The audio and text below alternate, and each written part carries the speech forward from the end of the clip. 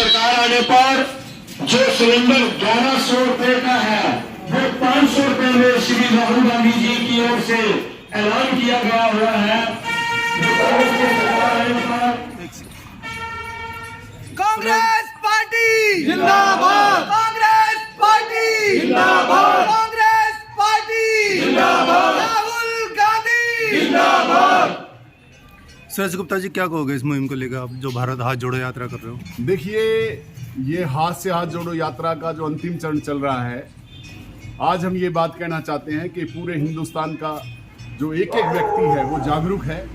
और जैसे हिंदुस्तान में एक ऐसी घटना भारतीय जनता पार्टी और राहुल गांधी जी के साथ नरेंद्र मोदी जी ने एक संगठन बनाकर भाजपा ने जो काम किया है, जो बात 2019 में 4 साल पहले कर्नाटक के चुनाव में कही गई, उसका संज्ञान चुनाव आयोग को लेना था। उसका संज्ञान किसने लिया? भारत के प्रधानमंत्री जी ने लिया और अपने किसी मित्र एक्स एमएलए से सूरत में मुकदमा चलवाया और फिर एक जज बदलकर उस प्रक्रिया को तुरंत चलाया गया। हम उस न्यायालय का सम्मान तो करते हैं, बट हम इस बात से सहमत नहीं हैं। और जितनी 24 घंटे में, पहले तो बीजेपी कह रही थी कि लंदन में जो बयान दिया है उससे देश का अपमान हुआ है। मोदी जी, आपने साउथ कोरिया में और बर्लिन में जो बयान दिया था और जो हमारे नेता राहुल गांधी जी ने बयान दिया है, वो इलेक्ट्रॉनिक मीडिया के जरिए पूरे देश को दिखाइए।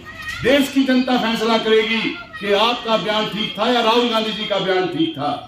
और एक बात और कहना चाहता हूं, पूरे बीजेपी ने शोर मचाया, केंद्र के 4 मंत्रियों ने शोर मचाया, उन्होंने कहा कि राहुल गांधी माफी मांगे।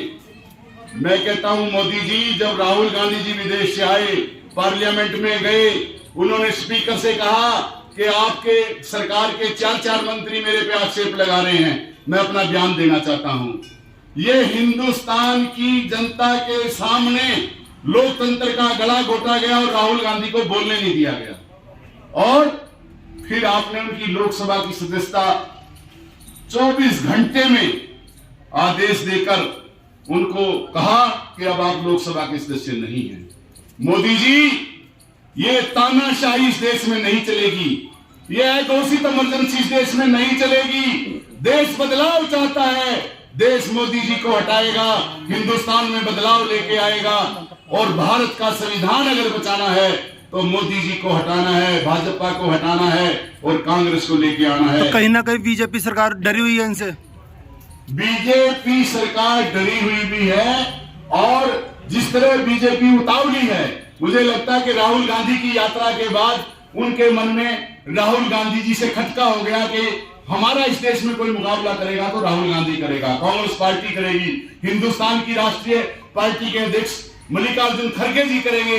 ये बात आज भाजपा के मन में बैठ गई है और भाजपा का जो राष्ट्रीय अध्यक्ष श्री जेपी नड्डा जी हैं, वो कहते हैं जब से देश का एक मजदूर का बेटा, पिछड़े वर्ग और दलित समाज का बेटा कांग्रेस पार्टी का अध्यक्ष बना है, तब से नड्डा जी ने कहना शुरू कर दिया कि कांग्रेस पार्टी सिकुड़ गई है, छोटी हो गई है।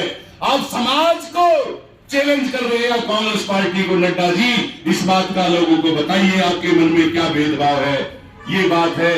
और हिंदुस्तान की जनता 2024 में लोकसभा में भी और विधानसभा में भी बहुत बड़ा बदलाव करेगी। जय हिंद, जय भारत, जय कांग्रेस। कांग्रेस पार्टी जिंदाबाद, कांग्रेस पार्टी जिंदाबाद। क्या दोनों चुनाव एक साथ होंगे? देखिए, जो अमित शाह जी कह के गए हैं करनाल में कि दोनों चुनाव साथ होंगे, हम तो ये मानते हैं कि लोकसभा और विधानसभा का चुनाव साथ होगा। और मैं देश के लोगों से कहना चाहता हूं, महंगाई कितनी है, बेरोजगारी कितनी है, गरीबी कितनी है, ये सारा उछाल देश के प्रधानमंत्री नरेंद्र मोदी जी ने दिया है। कांग्रेस को लेके आइए, हमारे नेता खड़गे जी और राहुल गांधी ने कहा 500 रुपए का गैस का सिलेंडर मिलेगा आपको, 650 रुपए महीने का फर्क पड़ेगा।